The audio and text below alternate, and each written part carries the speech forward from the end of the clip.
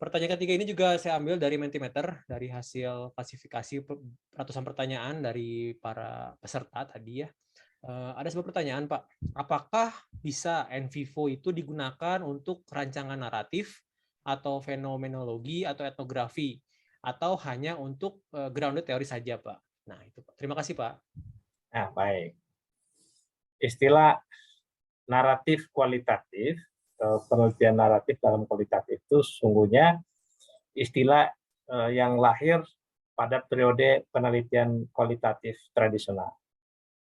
Nah, sehingga ada satu salah pahaman yang terjadi bahwa penelitian kualitatif itu naratif, ya, nah, sedangkan penelitian kuantitatif itu survei. Jadi dalam konteks perkembangan penelitian kualitatif, terutama periode yang disebut dengan periode konstruktivis tahun 80-an, mereka cenderung meninggalkan ya istilah kualitatif atau istilah deskriptif kualitatif.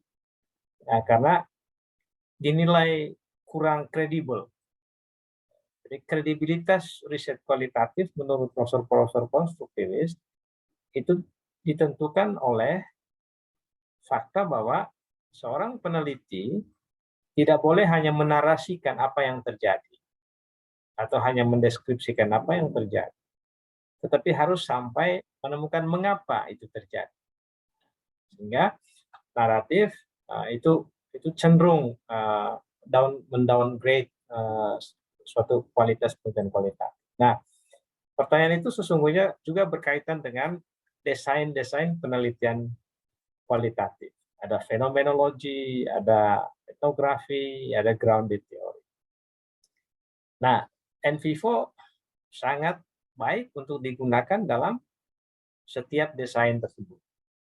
Misalnya dalam konteks desain fenomenologi yang diteliti di situ itu adalah suatu fenomena, tema-tema berdasarkan peristiwa-peristiwa yang dialami. Jadi dalam penelitian fenomenologi kita memaknai peristiwa-peristiwa atau pengalaman-pengalaman yang dialami oleh key informan.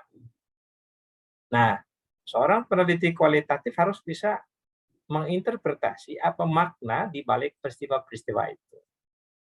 Misalnya peristiwa menurunnya kinerja ya, employee, atau peristiwa bangkrutnya 7-Eleven, atau beredar ini hilang dari peredaran ini, hilang dari market ini Nokia, kok tiba-tiba hilang, atau platform-platform yang lain atau produk-produk yang lain. Nah, seorang peneliti fenomenologi tertarik untuk menggali apa makna dari peristiwa-peristiwa itu. Nah, karena itu dia bisa pakai pendekatan tertentu. Apakah kurang inovasi, apakah kurang engage dengan customer. Jadi dengan keilmuan yang dimiliki atau yang dibawa oleh seorang peneliti, ya dia bisa menggali lebih jauh mengapa atau apa makna di balik peristiwa itu. Yang sedikit berbeda dengan pendekatan etnografi.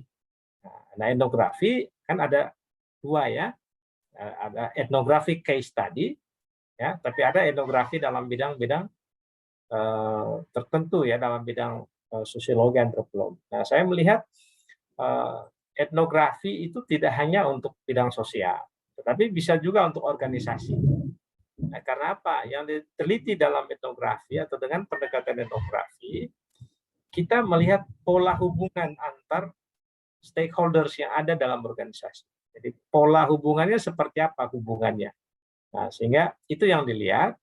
Nah, jadi sama juga grounded theory, ya fokusnya pada membangun konsep-konsep baru dari data. Nah, jadi untuk semua jenis desain seperti itu, NVivo itu bisa membantu. NVivo membantu untuk melakukan coding, ya, lalu memvisualisasikan hasil analisis data, ya, seperti itu. Jadi NVivo itu bahkan tidak hanya untuk mixed method, tidak hanya untuk murni kualitatif seperti itu, tapi bisa juga untuk mixed method. Begitu, Pak. Oke.